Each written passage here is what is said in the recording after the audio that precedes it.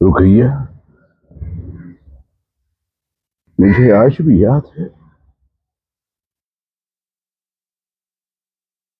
تمہارا دوپٹہ ایک شاخ میں جا اٹکا تھا اس صبح.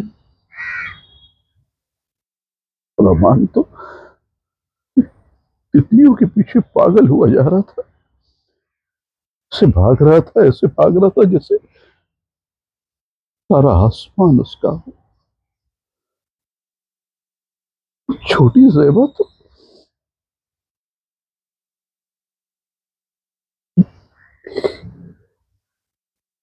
زیبا نے تو بس اتنا ہی بولنا سیکھا تھا کہ ابا مت جاؤ، لیکن نہ، میں رکا نہیں، میں ٹھہرا نہیں. جلد لوٹ کر آؤں گا یہ کہہ کر چلا گیا. لوٹا تو جلد ہی، لیکن بہت دیر ہو چکی تھی. دیر ہو گئی تھی بیٹا.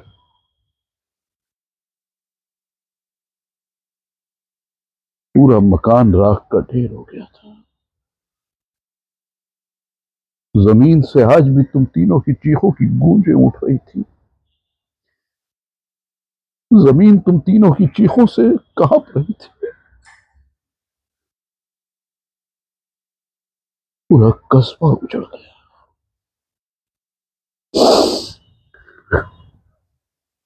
قصبہ.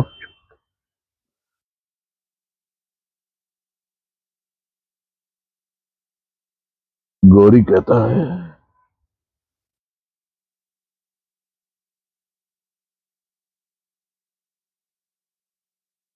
اگر میں تم سب کو زندہ دیکھنا چاہتا ہوں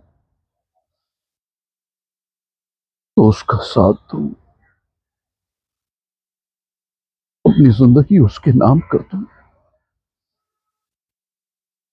اس کے ناپاک ارادوں اور وحشی منصوبوں میں اس کا ساتھ دوں.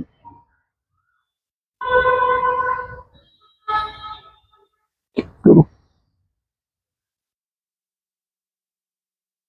کیا کروں بیٹا؟ میں بھی آخر کار انسان ہوں. مجھے بھی خواب دیکھنے کا حق ہے. میں پھر سے وہ دن دیکھنا چاہتا ہوں جب میری گڑیا زیبا اپنے بالوں میں جاسمین کے پھول لگائے ہوئے پورے آنگن میں اٹھلاتی، لہراتی، بل کھاتی، چومتی پھرے گی. امان جن ستاروں کو چھونا چاہتا ہے ان ستاروں پہ اپنے قدم رکھے گا. اور میری حسین نازنین محجبین بیگم رقیہ، جسے اس بات کا اعتماد ہی نہیں بلکہ پورا یقین ہے کہ میں اس کے لیے ایک نیا شہر تعمیر کر سکتا ہوں. آپ بیگم، میں بساؤں گا تمہارے لیے نیا شہر.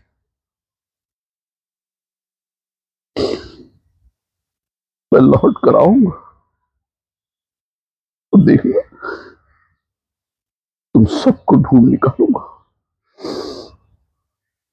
یہ وعدہ ہے میں. لیکن فی الوقت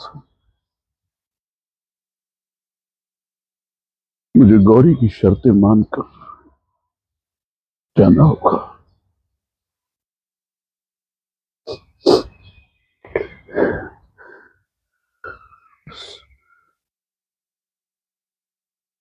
اتنی امید قائم رکھنا کہ میں تم سب کو ڈھونڈ نکالوں گا، تم سب تک پہنچ جاؤں گا، تاکہ سلطنت کے کسی کونے میں تم تینوں کھلے آسمان کے نیچے ایک کونا پکڑ کے کھلی ہوا میں سانس لے سکو. بس اسی لیے اس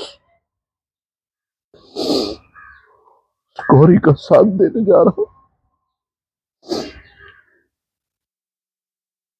اللہ تم سب کا نگہبان اور پاسبان بنا رہے، تم سب کو اپنی حفظ و امان میں رکھے۔ گزر رہا ہوں یہاں سے بھی گزر جاؤں گا۔ میرا نام وقت ہے، ٹھہرا تو مر جاؤں گا۔ اللہ حافظ۔